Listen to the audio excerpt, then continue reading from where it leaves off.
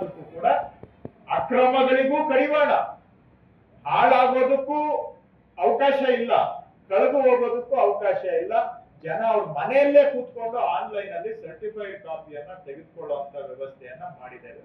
ಇನ್ನೊಂದು ಉದಾಹರಣೆ ನಿಮ್ಗೆ ಕೊಡೋದಾದ್ರೆ, ನಾವು ಈ ದಾಖಲೆಗಳನ್ನ ನಕಲಿ ವ್ಯಕ್ತಿಗಳನ್ನ ಸೃಷ್ಟಿ ಮಾಡಿ ಆಸ್ತಿಗಳನ್ನ ಲಪ್ತಾಯಿಸುವಂತಹದ್ದು ನಡೀತಾ ಇತ್ತು, ಇಂಪರ್ಸನೇಷನ್ ಮಾಡೋದ್ರ ಮುಖಾಂತರ. ಅದಕ್ಕೆ ಬ್ರೇಕ್ ಹಾಕ್ಬೇಕು ಅಂತ RTC ಯಲ್ಲಿ ಎಲ್ಲಾ ಜಮೀನಿನ ಮಾಲೀಕರ ಹೆಸರಿಗೆ ಆಧಾರ್ ಅನ್ನ ಜೋಡಣೆ ಮಾಡುವಂತಹದನ್ನ ಮಾಡಿದೆ. ಇದರಿಂದ ಎಷ್ಟೋ ಅಕ್ರಮಗಳಿಗೆ ಕಡಿವಾಣ ಹಾಕದಂಗಾಗಿದೆ. ಅದರಿಂದ ಲಿಟಿಗೇಷನ್ ಅವಾಯ್ಡ್ ಆಗುತ್ತೆ, ಕೋರ್ಟ್ ಕೇಸ್ಗಳು ಅವಾಯ್ಡ್ ಆಗ್ತದೆ, ಜನಗಳ ಭಾವನೆ ತಪ್ಪುತ್ತೆ, ಮತ್ತೆ ಎಲ್ಲದಕ್ಕಿಂತ ವಂಚನೆ ನಿಲ್ಲುತ್ತೆ. ಅದು ಮಾಡುವಾಗ ನಮ್ಗೆ ಕಂಡು ಬಂದದ್ದು ರಾಜ್ಯದಲ್ಲಿ ಸುಮಾರು 49 ಲಕ್ಷ ಜಮೀನುಗಳಿವೆ. 49 ಲಕ್ಷ 2120 ಜಮೀನುಗಳು ಮೃತರ ಹೆಸರಿನಲ್ಲೇ ಮುಂದುವರೆದಿದ್ದಾವೆ. ನಿಧನ ಹೊಂದಿರುವವರ ಹೆಸರಿನಲ್ಲಿ ಆಸ್ತಿಗಳು ಮುಂದುವರೆದಿದ್ದಾವೆ. ಇವೆಲ್ಲವನ್ನು ಕೂಡ ನಾವೀಗ ಕಲೆಕ್ಟ್ ಮಾಡಿ ಅವೆಲ್ಲವನ್ನ VAಗಳಿಗೆ ಅವರವರ ಜುರಿಸ್ಟಿಕ್ಷನ್ ಪ್ರತಿಯೊಬ್ಬ VAಗೆ ಕಳಿಸ್ಕೊಟ್ಟು, ನಮ್ಮ VAಗಳೇ ಈಗ ಜನಗಳ ಮನೆ ಬಾಗಿಲಿಗೆ ಹೋಗಿ ಯಾರು ಮೂಲ ಮಾಲೀಕರು ಮೃತರಾಗಿದ್ದಾರೆ ಅವರ ಕಾನೂನುಬದ್ಧ ವಾರಸುದಾರರಿಗೆ ಖಾತೆಯನ್ನ ಬದಲಾವಣೆ ಮಾಡಿಕೊಡ್ತಕ್ಕಂತಹ ಈ ಪಾವತಿ ಆಂದೋಲನವನ್ನ ರಾಜ್ಯದಲ್ಲಿ ನಾವು ನಡೆಸ್ತಾ ಇದ್ದೇವೆ. ಇಷ್ಟು ದಿನ ಜನ ಬಂದು ನಮ್ಗೆ ಅರ್ಜಿ ಕೊಡ್ಬೇಕಾಗಿತ್ತು, ಅದರಲ್ಲೂ ಬಹಳ ದೂರುಗಳಿತ್ತು, ಬಹಳ ಕಂಪ್ಲೇಂಟ್ಸ್, ಇದ್ರ ಬಗ್ಗೆ ಪಾವತಿ ಖಾತೆ ಮಾಡ್ಕೊಡೋದಕ್ಕೆ ಬಹಳ ನಿಮ್ಮವರು ತೊಂದರೆ ಕೊಡ್ತಾರೆ ಅಂತ ಹೇಳಿ ಈಗ ನಾವೇ ಜನರ ಮನೆ ಬಾಗಿಲಿಗೆ ಹೋಗ್ತಾ ಇದ್ದೇವೆ. ಸಮಿತಿಯಲ್ಲಿ ಇವೆಲ್ಲ ಪಕ್ಕಾ ದಾಖಲೆಗಳು ಆಗದೆ, ಸರ್ವೆ ಸ್ಕೆಚ್ ಆಗದೆ, ಪೋಡಿ ಆಗದೆ, ಜನ ಇವುಗಳನ್ನ ಮಾಡಿಸ್ಕೊಳ್ಳೋದಕ್ಕೆ ನಮ್ಮ ಕಚೇರಿಗಳಿಗೆ ಸುತ್ತಿ ಆಗೋದೇ ಇಲ್ಲ ಅಂತ ಕೈ ಬಿಟ್ಬಿಟ್ಟಿದ್ರು. ಅನುಕೂಲಸ್ಥರು ಮಾತ್ರ ಏಕ ವ್ಯಕ್ತಿ ಪೋಡಿಯಲ್ಲಿ ಅರ್ಜಿ ಕೊಟ್ಟು ಅನುಕೂಲಸ್ಥರದೆಲ್ಲ ಆಗ್ಬಿಟ್ಟಿದೆ ಹಣವಂತರದ್ದು.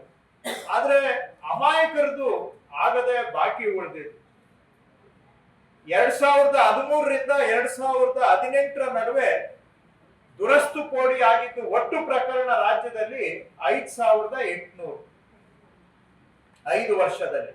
2018ರಿಂದ 2023 ಈ ಅವಧಿ 5 ವರ್ಷದಲ್ಲಿ ದುರಸ್ತು ಆಗಿದ್ದು ಒಟ್ಟು ಪ್ರಕರಣ 8500. ಈಗ ನಾವು ಒಂದು ವರ್ಷದಿಂದ ಜನಗಳ ಅರ್ಜಿಗೆ ಕಾಯದೆ ನಾವೇ ಹೋಗಿ ದುರಸ್ತು ಪೋಡಿಯನ್ನ ಮಾಡ್ಕೊಡ್ತಾ ಇದ್ದೇವೆ. ಈ ಒಂದು ವರ್ಷದಲ್ಲಿ 1,89,499 ರೈತರದನ್ನ ಪೋಡಿ ದುರಸ್ತಿಗೆ ಕೈಗೆತ್ತಿಕೊಂಡಿದ್ದೇವೆ. 16 ವರ್ಷಗಳಿಂದ ಎಷ್ಟು ಬಾಕಿ ಇದೆ ಅಂದ್ರೆ ಎಷ್ಟು ಮಾಡಿದ್ರೂ ಸಾಲದು, ಅಷ್ಟು ಕೆಲಸ ಇದೆ. ಸೊ ಇನ್ನೂ ವೇಗವಾಗಿ ಮಾಡಬೇಕು ಅಂತ ನಾನು ಇವತ್ತು ಅಧಿಕಾರಿಗಳಿಗೆ ಸೂಚನೆಯನ್ನ ಕೊಟ್ಟಿದ್ದೇನೆ.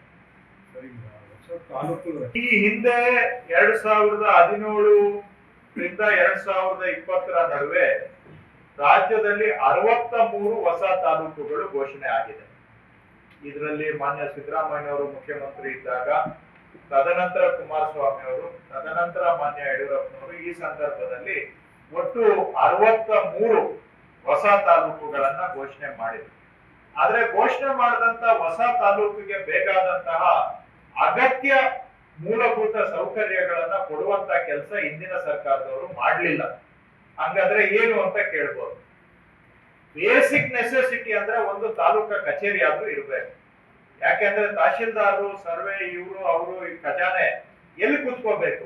ಒಂದು ಕಚೇರಿನೇ ಇಲ್ಲ ಅಂತ ಹೇಳಿದ್ರೆ ಹೊಸ ತಾಲೂಕ್ ಮಾಡಿ ಅದಕ್ಕೆ ಏನ್ ಅರ್ಥ ಬಂದಂಗಾಯ್ತು?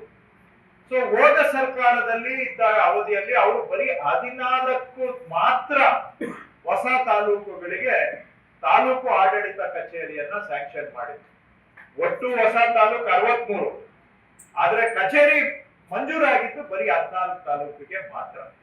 ನಮ್ಮ ಸರ್ಕಾರ ಬಂದ ಕೂಡಲೇ ಕನಿಷ್ಠ ಅವರಿಗೆ ತಾಲೂಕು ಕಚೇರಿ ಆದ್ರೂ ನಾವು ಮಾಡಬೇಕು ಅಂತ ಹೇಳಿ ಅದಕ್ಕೆ ಪ್ರಜಾಸೌಧ ಅಂತ ಒಂದು ಹೆಸರನ್ನ ಕೊಟ್ಟು ಬಾಕಿ ಇದ್ದಂತ 49 ತಾಲೂಕಲ್ಲೂ ಕೂಡ ನಾವು ಸ್ಯಾಂಕ್ಷನ್ ಮಾಡಿಕೊಟ್ಟಿದ್ದೇವೆ.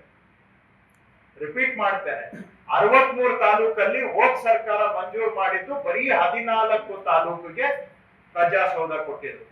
ನಮ್ಮ ಸರ್ಕಾರ ಬಂದ ಮೇಲೆ ಬಾಕಿ ಇರುವಂತ 47 ತಾಲೂಕುಗಳಿಗೆ ಈಗ ಪ್ರಜಾಸೌಧವನ್ನ ಮಂಜೂರು ಮಾಡಿದ್ದೇವೆ. ಟೆಂಡರ್ ಆಗಿದೆ, ಕೆಲವು ಕಡೆ ಕೆಲಸನೂ ಆರಂಭ ಆಗಿದೆ. ಬಹುಶಃ ಇನ್ನ ಒಂದೂವರೆ ವರ್ಷದಲ್ಲಿ ಅವೆಲ್ಲ ಅಗತ್ಯ ಮೂಲಭೂತ ಸೌಕರ್ಯ ಕೊಡುವಂತ ಕೆಲಸವನ್ನ ಫರ್ನಿಶ್ಡ್ ಆಫೀಸ್ ಮಾಡಿಕೊಡುವಂತ ಕೆಲಸ ಸಮರೋಪಾದಿಯಲ್ಲಿ ನಮ್ಮ ಸರ್ಕಾರ ಮಾಡ್ತಾ ಇದೆ. ಮಿನಿಸ್ಟರ್ ವರೆಗೆ ಎಲ್ಲರೂ ಕೂಡ ಕಡ್ಡಾಯವಾಗಿ ಈ ಆಫೀಸ್ ಮುಖಾಂತರನೇ ಕಡತ ವಿಲೇವಾರಿ ಮಾಡಬೇಕು. ಇದರಿಂದ ವೇಗ ಬರುತ್ತೆ, ಮತ್ತೆ ಕಡತಗಳನ್ನ ಎತ್ತಿಡಕ್ಕಾಗಲ್ಲ, ಬಚ್ಚಿಡಕ್ಕಾಗೋದಿಲ್ಲ, ಮುಚ್ಚಿಡಕ್ಕಾಗೋದಿಲ್ಲ, ಕಡತ ಕಳೆದು ಹೋಗೋದಕ್ಕೂ ಅವಕಾಶ ಇರೋದಿಲ್ಲ.